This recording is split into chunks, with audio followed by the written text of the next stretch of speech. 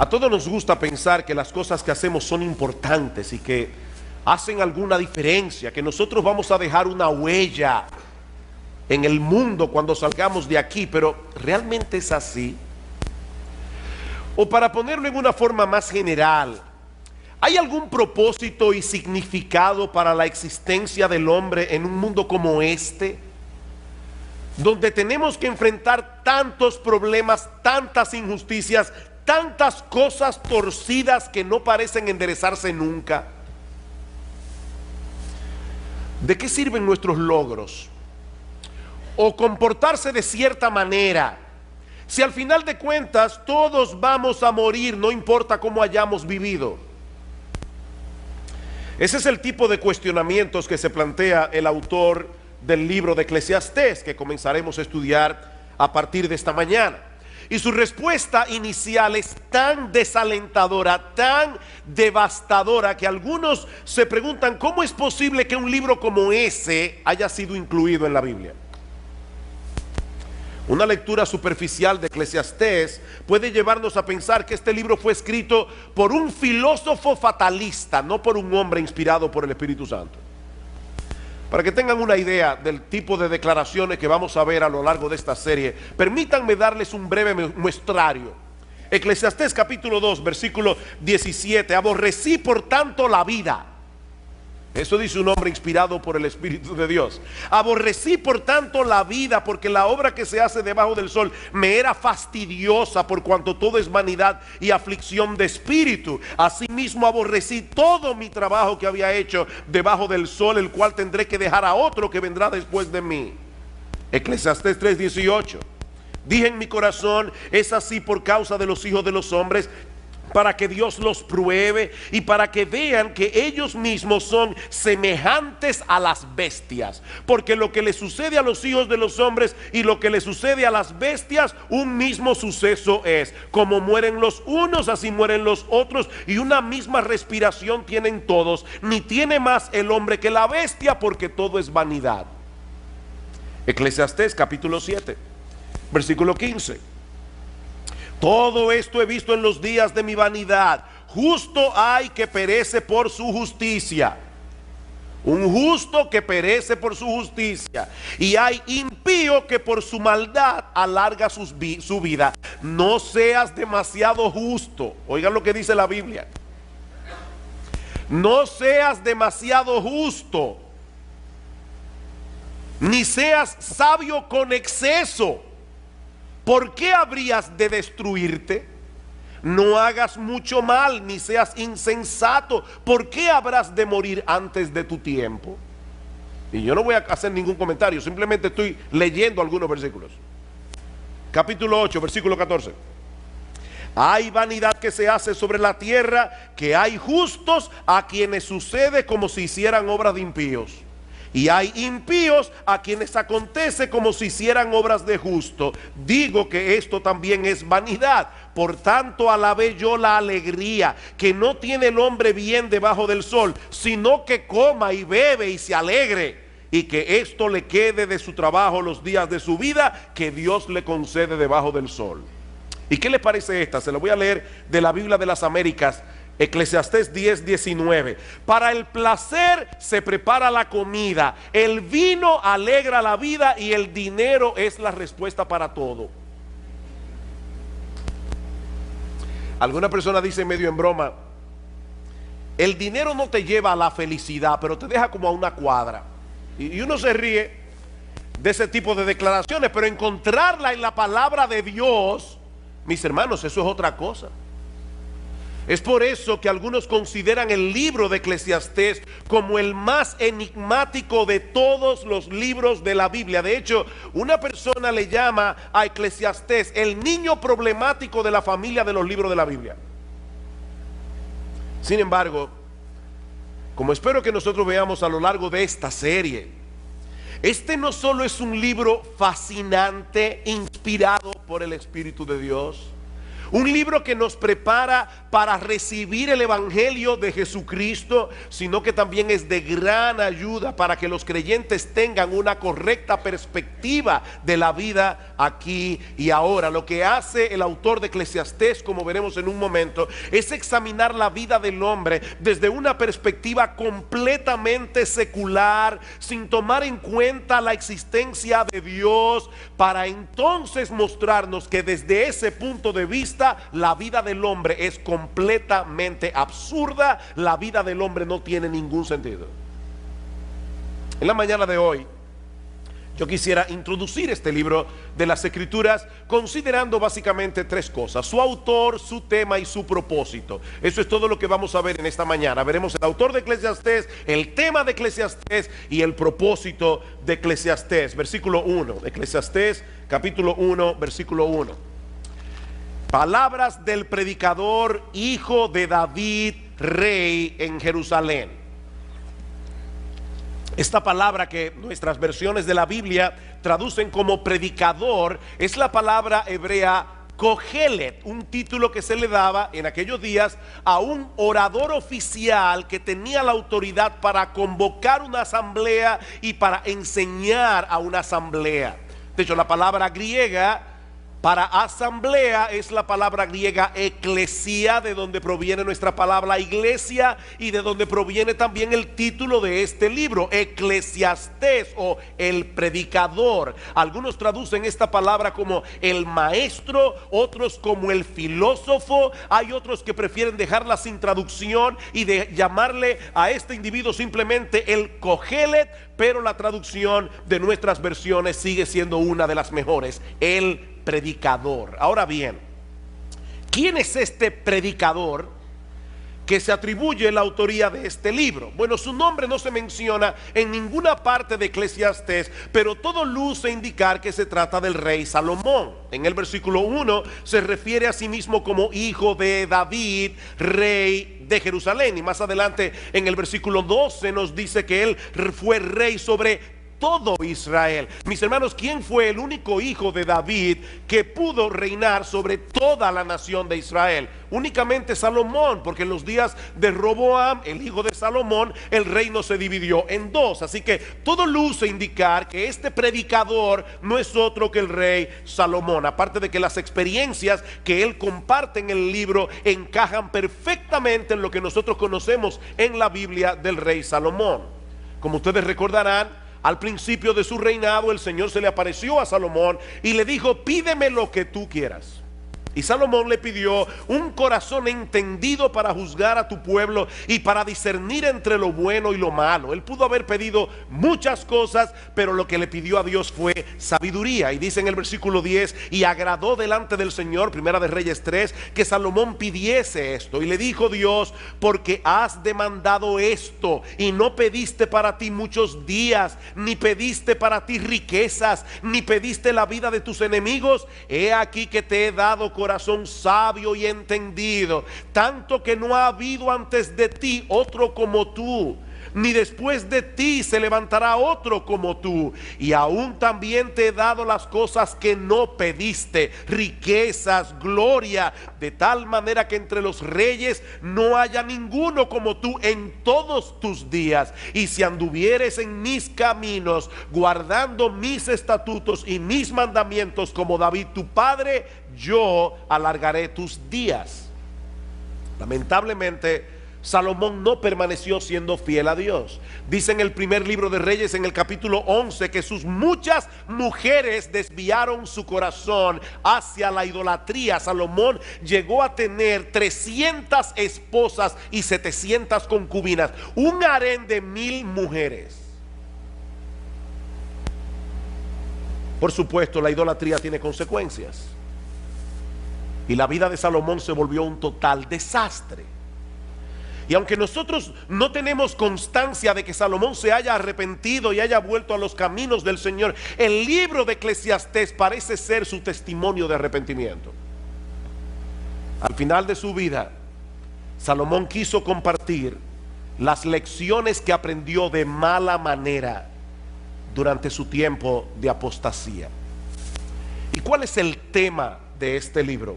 versículos 2 y 3. Vanidad de vanidades, dijo el predicador, vanidad de vanidades, todo es vanidad.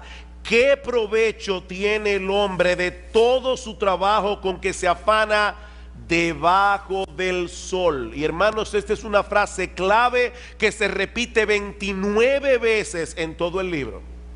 Lo que Salomón quiere hacernos ver es que si la existencia humana se limita al aquí, al ahora, si no tomamos en cuenta lo que ocurre del otro lado del sol, cuando partamos de este mundo a la presencia del Señor, entonces nada de esta vida tiene sentido. Vanidad de vanidades, vanidad de vanidades, todo es vanidad. La Nueva Versión Internacional traduce esta frase: lo más absurdo de lo absurdo, lo más absurdo de lo absurdo, todo es absurdo. Y aún otro lo traduce: frustración de frustraciones, todo es frustración. La palabra vanidad también se repite una y otra vez en el libro de Eclesiastés, 38 veces en total, y se refiere a algo que no tiene sustancia, algo inútil, algo sin valor. Mi amigo, si tú dejas a Dios y a la eternidad fuera de la ecuación, lo que te queda es una vida vacía, sin propósito y sumamente frustrante. Salomón parece estar sacando balance aquí, al final de su vida, de todas las cosas que él tuvo la oportunidad de experimentar, cuando Dios dejó de ser relevante para él, y el resultado final fue menos que nada. Vanidad de vanidades. Los judíos empleaban ese tipo de expresiones cuando querían enfatizar una idea, como cuando nosotros decimos rey de reyes. Él es el rey que está por encima de todos los reyes, o cantar de los cantares. Es el cantar más extraordinario, es el cantar que está por encima de todos los cantares. Bueno, lo que Salomón nos está diciendo aquí es que no hay una cosa más vana que una vida sin Dios.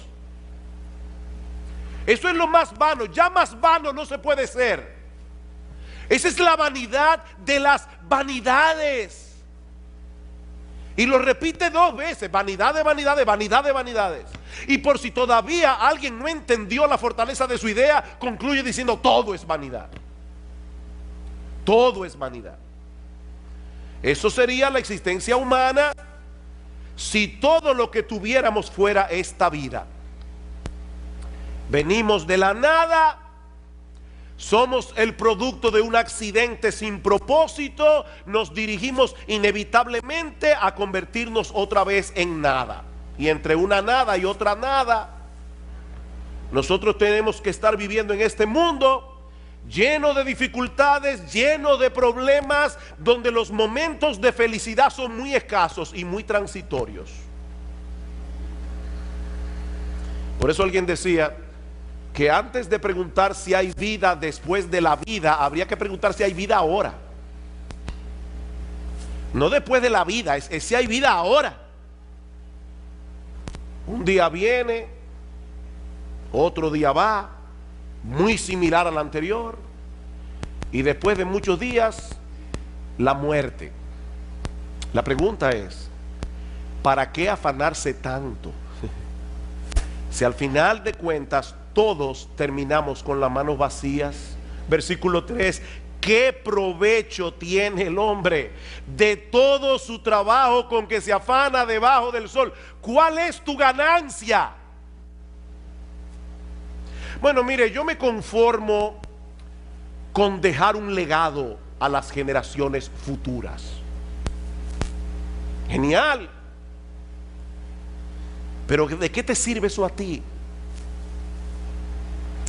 Decía el cineasta Woody Allen: yo no quiero alcanzar la inmortalidad a través de mi obra, yo quiero alcanzarla no muriéndome. El problema es que no tenemos esa alternativa. No tenemos esa alternativa. Todos tenemos una cita ineludible con la muerte. Y lo que Salomón nos está diciendo aquí es que si contemplamos la vida sin tomar en cuenta lo que trasciende la temporalidad de este mundo, todo se vuelve fatigoso, todo se vuelve frustrante. Eso es lo que él pasa a probar a partir de los versículos 4 al 11, usando algunos ejemplos de la creación y de la experiencia humana. Versículo 4, generación va y generación viene, mas la tierra siempre permanece. Una generación se va levantando, la otra va envejeciendo. Y a veces tenemos la sensación de que algo está pasando, algo está cambiando entre una generación y la otra. Pero esa generación que está surgiendo ahora, mañana estará en el mismo lugar donde nosotros estamos hoy. Cuando yo contaba la historia de la iglesia nuestra, de esta iglesia, siempre decía que nosotros comenzamos un grupito de 12 jóvenes y 3 señoras mayores. Hasta que un día mi esposa me dijo: mi amor, ¿tú te has puesto a pensar que las famosas 3 señoras mayores tienen menos edad que la que tú tienes ahora? Tenían en aquel momento, cuando comenzó la iglesia, menos edad que la que yo tengo ahora. Yo seguía llamándole a una persona mayor, de 40 y pico de años. Claro, yo tenía 22. Y los que se levantarán después de nosotros repetirán el mismo ciclo otra vez. No porque la historia humana sea cíclica, como dicen algunos, sino porque en el fondo el hombre sigue siendo el mismo. Ahora tenemos computadoras, tenemos internet, tenemos muchísimas cosas, pero el hombre sigue siendo el mismo. Escuchen este comentario. Los muchachos de ahora aman el lujo, se comportan de una forma inapropiada, desacatan la autoridad y no muestran respeto hacia los que son mayores que ellos. ¿Verdad que parece una declaración muy actual? Eso lo dijo Sócrates en el siglo V antes de Cristo.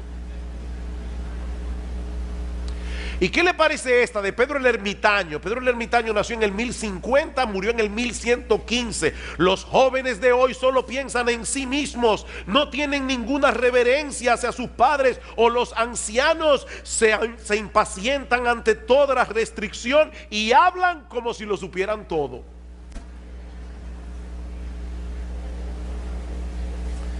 Ustedes ven el punto. La historia está en movimiento, pero nada cambia en realidad. Nada cambia. Es lo mismo que nosotros vemos en los procesos de la naturaleza.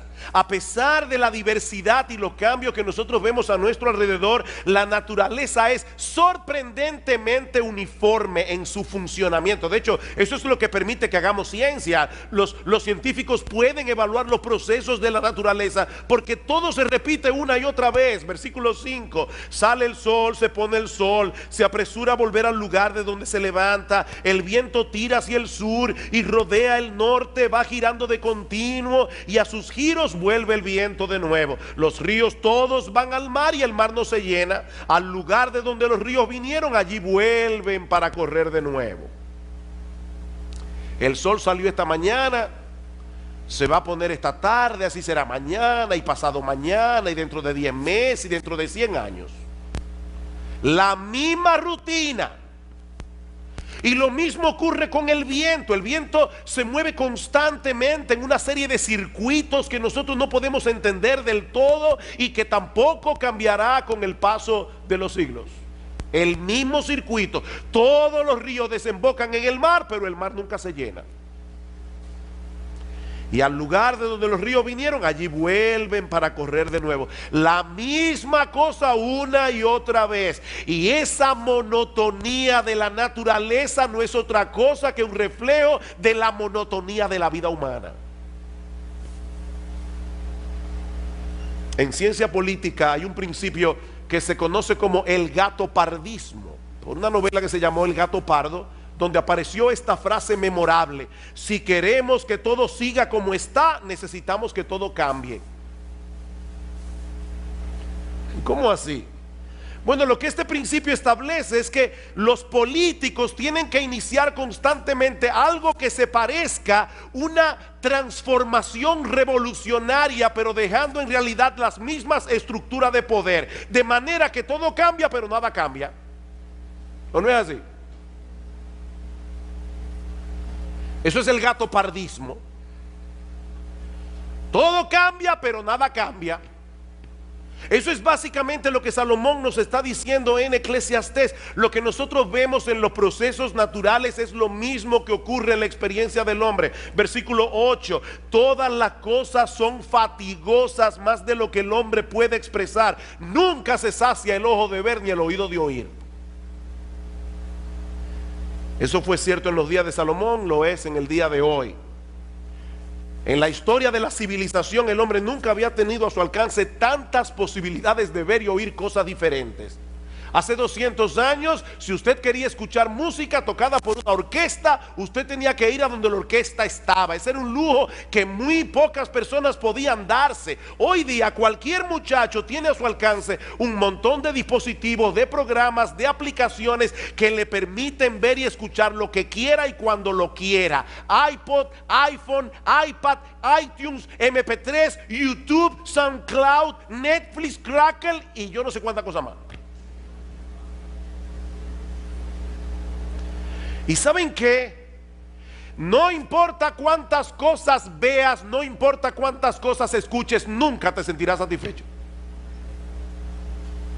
Nunca te sentirás plenamente satisfecho.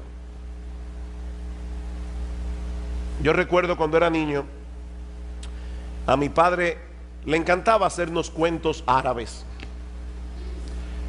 Y yo recuerdo uno en particular donde había un rey que le ofreció la mitad de su reino a cualquier persona que pudiera llevarle algo que fuera más pesado que lo que él tenía en su mano. Y las personas comenzaron a traer cosas pesadas, lingotes de oro cada vez más pesadas, y siempre lo que el rey tenía en la mano pesaba más. Y la gente decía: ¿cómo es posible que este hombre pueda tener algo en su mano envuelto en un pañuelo que pese más que todo lo que nosotros llevamos? Finalmente hubo un sabio que le dijo: lléveme donde el rey. Cuando pusieron el pañuelo en la balanza, este sabio cogió un poco de tierra, lo puso en la otra balanza y la tierra pesó más. Y todos quedaron sorprendidos hasta que él dio la explicación. Lo que hay envuelto en ese pañuelo es un ojo humano. Y el ojo humano no se sacia con nada, pero al final tendrá que contentarse con un puñado de tierra. Nunca se sacia el ojo de ver. Siempre queremos ver otra cosa, escuchar otra música, tener otra experiencia. Lo que ayer me emocionaba, hoy me causa aburrimiento. ¿O no es así? Así como el mar nunca se llena, nuestros sentidos tampoco.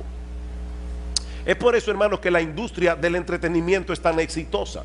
Nosotros queremos algo nuevo, algo que nos libere de ese ciclo interminable de insatisfacción y de hastío. El problema es que todo lo que el mundo ofrece debajo del sol nos deja exactamente en el mismo punto de partida. Versículo 9. ¿Qué es lo que fue? Lo mismo que será.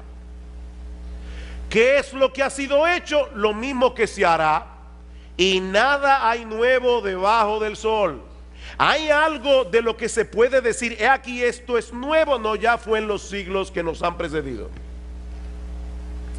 Si leemos con cuidado la historia, veremos que el hombre sigue siendo esencialmente el mismo con el paso de los siglos. Las mismas dudas, los mismos problemas, las mismas aspiraciones, los mismos anhelos, la misma lucha.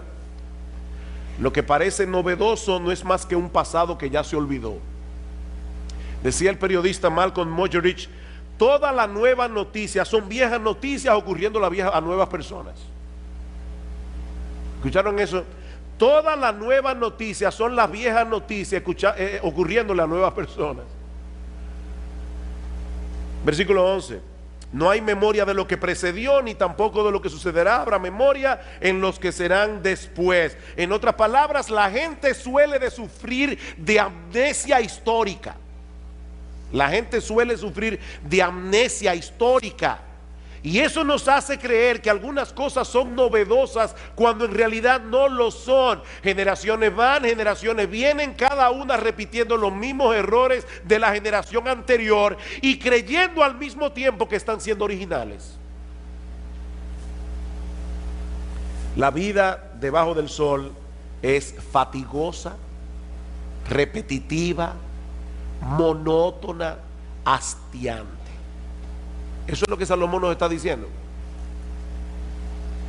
Y cuando el hombre trata por sí mismo de descubrir el significado y propósito de todo esto, el resultado es una visión fragmentada de la realidad que no le hace ningún sentido. Es como cuando estamos tratando de armar un rompecabezas y hay piezas que faltan.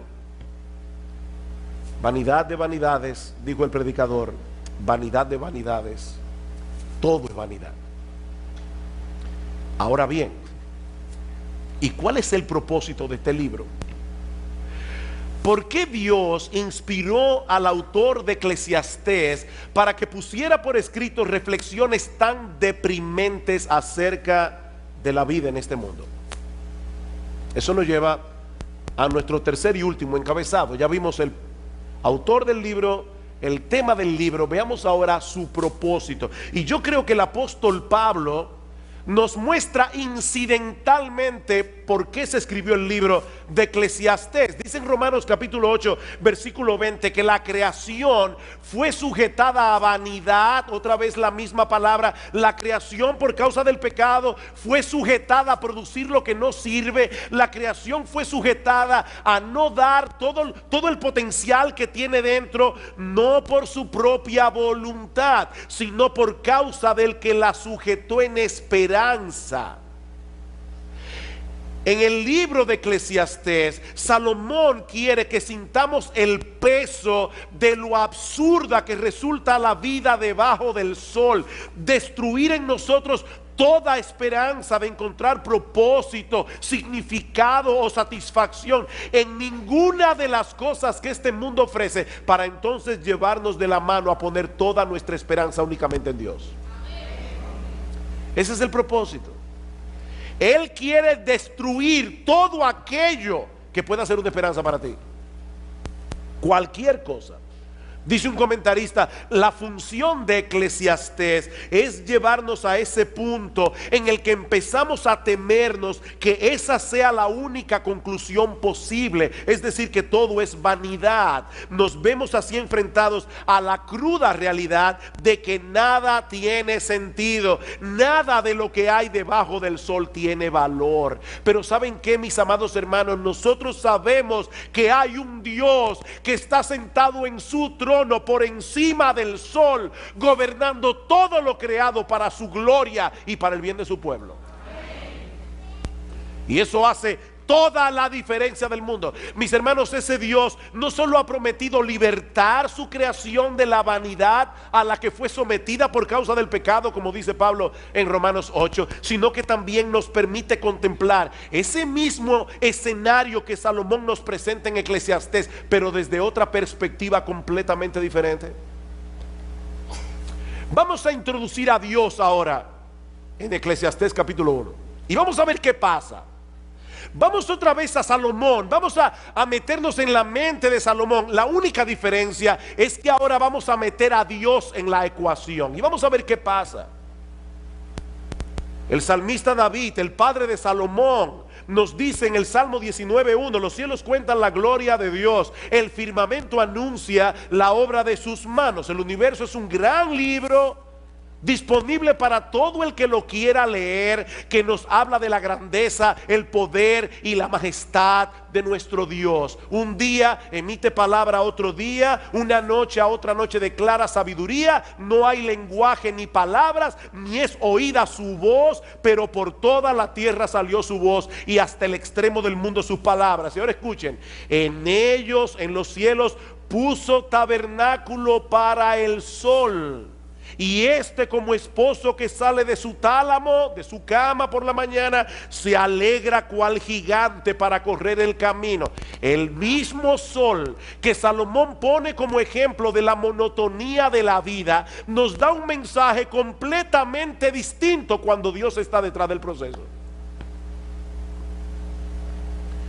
Ese ciclo solar testifica de la gloria, el poder, el gozo. Dice que se alegra cual gigante, el gozo y aún la bondad de nuestro Creador, que hace salir su sol sobre malos y buenos y que hace llover sobre justos e injustos, como dice Cristo en Mateo 5:45. Así que si leyéramos apropiadamente el mensaje que el sol comunica, ¿saben qué pasaría? Que no dejaríamos nunca de alabar a Dios. Dice en el Salmo 113, desde el nacimiento del sol hasta donde se pone, sea alabado el nombre de Jehová. Si todos los hombres reciben igualmente el beneficio de la luz del sol, ¿no debieran todos darle la gloria y la alabanza al único que le corresponde? Ven ustedes, hermanos, el mismo sol, pero contemplado desde otra perspectiva.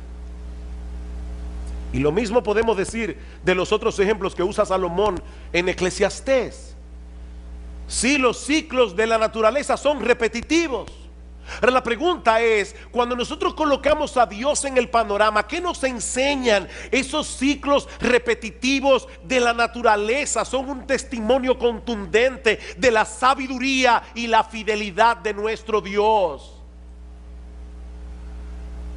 Dice en el Salmo 104:10, tú eres el que envía las fuentes por los arroyos, van entre los montes, dan de beber a todas las bestias del campo, mitigan su sed los asnos monteses, a sus orillas habitan las aves de los cielos, cantan entre las ramas, él riega los montes desde sus aposentos, del fruto de sus obras se sacia la tierra. Nosotros le llamamos a esto las leyes de la naturaleza. Esa es una expresión que nosotros usamos simplemente para tratar de dar a entender cómo es que Dios opera, porque es Dios el que mantiene la naturaleza funcionando. Él es el que envía la lluvia. Si Dios no quiere, mañana no sale el sol, porque Él es Dios. Y ya lo detuvo en Gabaón, Él puede hacerlo otra vez. Pero es Dios, nuestro buen Dios, el que está cuidando la tierra. Es Dios el que está detrás de todos esos ciclos repetitivos. Así que, mis hermanos, si nosotros vemos la naturaleza y no vemos a Dios, el mensaje que la naturaleza nos comunica es totalmente desalentador. Pero de repente introducimos a Dios en la ecuación y todo cambia drásticamente. De repente todo tiene sentido. Salomón nos dice en Eclesiastés 1:8 que el ojo nunca se sacia de ver ni el oído de oír. Pero alguien dijo muy sabiamente, el ojo no se satisface hasta que no ve la mano de Dios, y el oído no se satisface hasta que no escucha su voz. Mis ovejas oyen mi voz, dice el Señor en Juan 10:27, y yo las conozco y me siguen, y yo les doy vida eterna, y no perecerán jamás, ni nadie las arrebatará de mi mano. Yo soy el pan de vida. El que a mí viene nunca tendrá hambre, y el que en mí cree no tendrá sed jamás. Ustedes se dan cuenta, hermanos, del contraste tan marcado que hay entre Eclesiastés y el Evangelio. Por un lado, vanidad de vanidades, todo es vanidad. Por el otro lado, yo he venido para que tengan vida y para que la tengan en abundancia. Juan capítulo 10, versículo 10. Salomón nos dice en Eclesiastés 1:9 que no hay nada nuevo debajo del sol.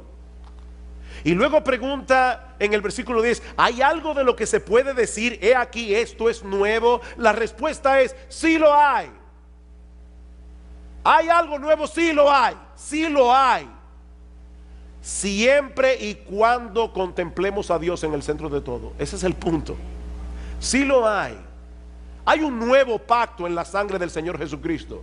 Dice en Lucas 22:20, un nuevo pacto por medio del cual todos nuestros pecados son perdonados. Un nuevo pacto donde Dios nos concede de pura gracia el don de la vida eterna. Sí hay algo nuevo. Dice en Ezequiel capítulo 36 que Dios promete darnos un nuevo corazón, para que podamos reverenciarle como es debido, para que podamos obedecer sus mandamientos. Dice en 2 Corintios 5:17 que si alguno está en Cristo, nueva criatura es.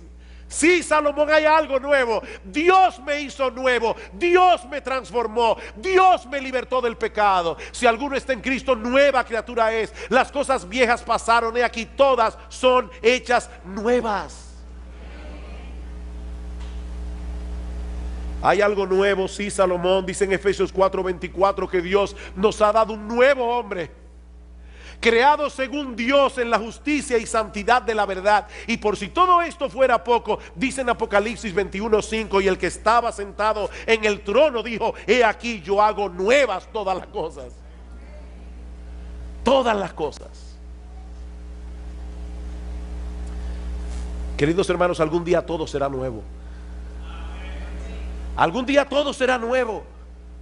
Esta creación que fue sujetada a vanidad, esta creación que fue sujetada a producir lo que no sirve, será libertada de la esclavitud de la corrupción, dice Pablo en Romanos 8:21, a la libertad gloriosa de los hijos de Dios.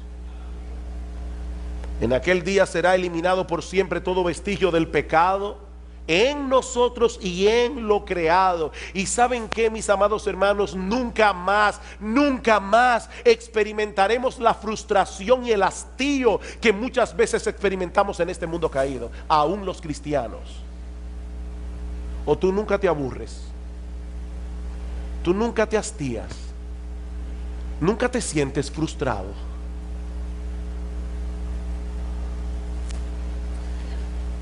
Mi hermano, déjame hacerte una pregunta. ¿Cuál es la perspectiva con la que tú usualmente contemplas la vida?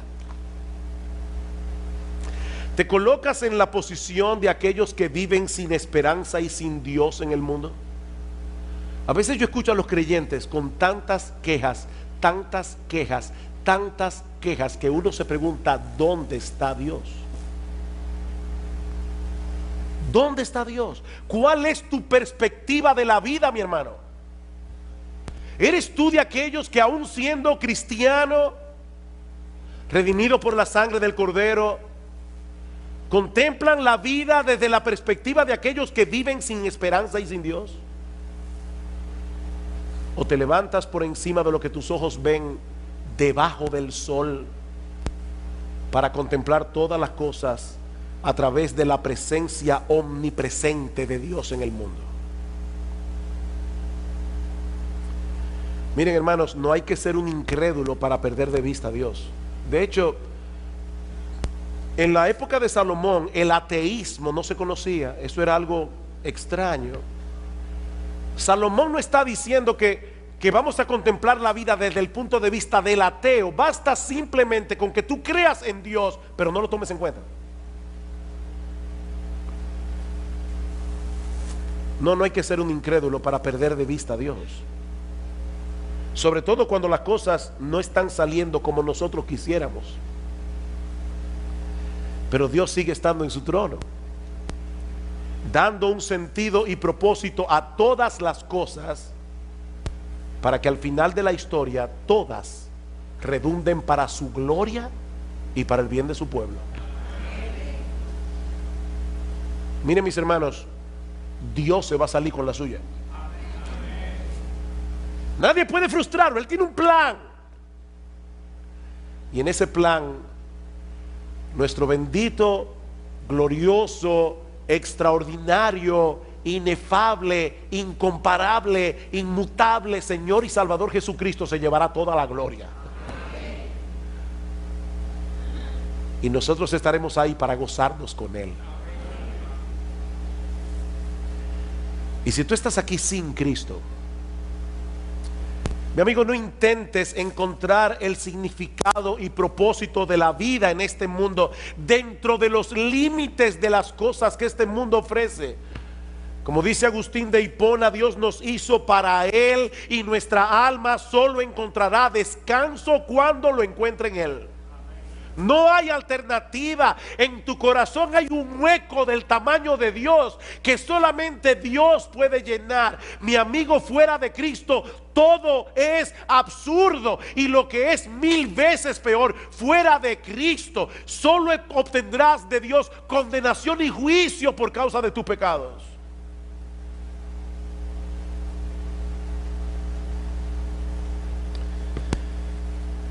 Miren, hermanos, hay frases que en el mundo evangélico se repite tanto y tanto y tanto, que se convierten en clichés, y nosotros dejamos de percibir la verdad que hay detrás de esas frases que se repiten una y otra vez. ¿Recuerdan ustedes cuando estábamos predicando de Colosenses y decíamos que hay